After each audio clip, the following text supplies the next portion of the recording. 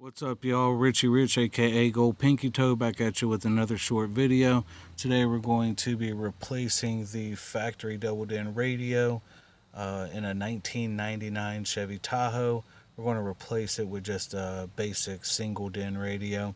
So let's get it started. One of the first things you're going to have to do is remove this dash face. So even though it looks like it's all one piece on the dash when you initially see it, it is actually just a full face. So this side runs over to where the cup holder is, just above it. And it also goes all the way over here to where your light switch is. So it's pretty easy on these trucks to get this face off. You can use a pry tool if you want, or you can just use your fingertips if you're careful. So what you'll have to do is you'll have to go around the dash face. You'll feel the crease here where it meets the dash all the way around.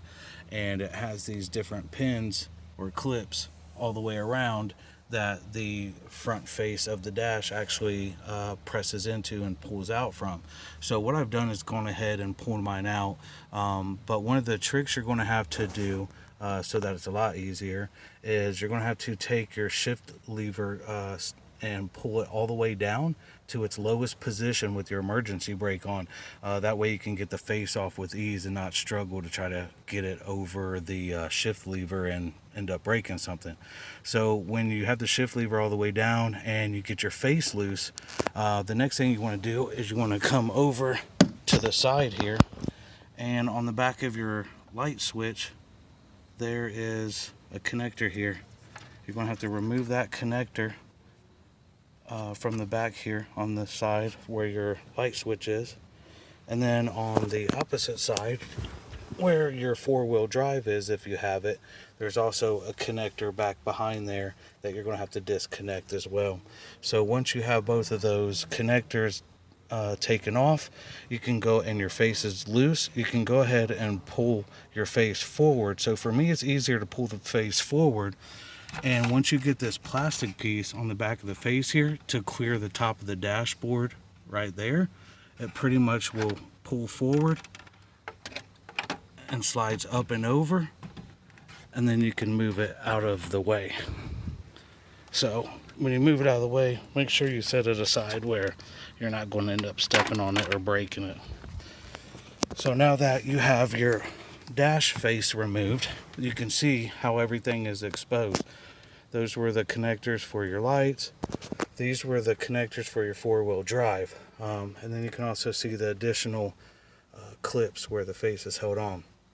So the next thing you'll need to do is, with your face, to get it loose, on the side here there are a couple push down springs, I guess you could call them, or tabs, one on both sides. So this one's right next to the volume control, and the one on the right is just to the right of the auto tune.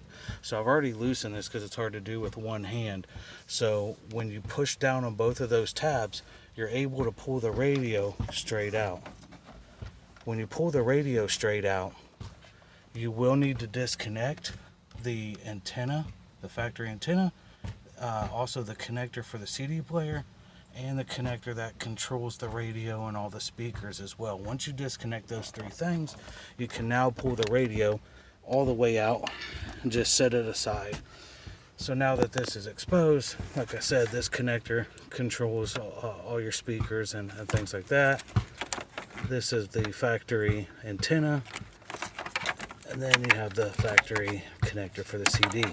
The other thing you will do is this factory connector for the antenna is smaller than most standard radios, so you will have to buy an adapter. So this is the adapter. The smaller end goes to the factory radio antenna. The new end is larger and fits your standard radio, so you will need that. So with that being said, what I'm going to go do is put the new mounting kit in the radio, and hook everything up. And I'll show you what it looks like when the mounting kit is attached and in the spot here, and then I will also show you when I put the face back on what it's about. So I'll be back with you all shortly. Thank you. Alright, so here's the single DIN radio we're putting in. It's just a basic radio, no CD player, it's not a touchscreen. Basically it's just one that Sirius can hook up to, Pandora, Bluetooth, auxiliary. You can hook up a system to it if you want to. So nothing too special. I didn't really want to do a dash replacement for that, or put some jank stuff in. For how much I drive the truck, I just needed something basic to listen to music to. But just a tip on here. So what I did is I went ahead, and before I started messing with taking the dash off, I went ahead and I had bought a wiring harness specifically for this truck so that I could go ahead and pre-wire the radio with some connectors. So that way I'm ready to just plug and play as soon as everything comes back on. So let me get the mounting kit all situated and the radio put in that, and I will get back to you. Thanks. Alright guys, so I just wanted to show you a quick update on the mount kit that I'd actually purchased. So the mount kit that I bought was different than just the generic standard. It has the side tabs on both sides that the factory does, which means this will be held in there without any extra mounting. So if you can find one of those, then that would be ideal for replacing this, especially with a single DIN radio.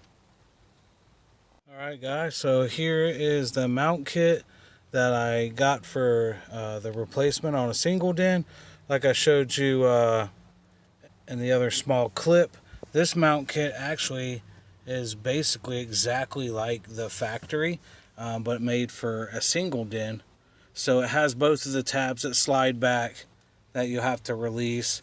So overall, it fits in there pretty well. I used a spacer to push the face out a little bit. I put the couple side supports on the back that came with the kit. So now the only thing left is just to put the face on, and we'll go from there. Alright guys, sorry about the lighting. It's dark out here now, so I had to add some extra light. But here's the face completely back on. I just did a reverse install. So what I did was I put my shift lever all the way down, as you can see, and I put the angle in at a 45 to get the plastic piece I originally showed you back under the top of the dash first. I made sure all my vent ports were lined up and the center here was lined up. After I did those, it just easily clips back in. Just go around and lightly push and make sure it's in there secured. You can see the mounting kit, like I said, that I had originally tried to use for this particular truck. That basically was just a plug and play. Fits in there flush, fits in there tight. Everything's hooked up, sounds good. So that's probably one of the easiest radio installs that I had. One of the things you need to make sure you do is, like I said, maybe pre-wire your aftermarket radio so it's plug and play when you're ready. Already get your face off and everything and get things laid out. And altogether, I mean, besides shooting the video, this probably took me maybe about 15 minutes, if that, to install, by having the radio already pre-wired and the face pulled and everything else. So hope this video helps y'all install a radio, or go and install a radio on your 99 or similar Chevy Tahoe. It's pretty simple on these trucks. So if you have any questions, comments, feel free to leave them. Other than that, you guys have a great day. Nice and flush, boys.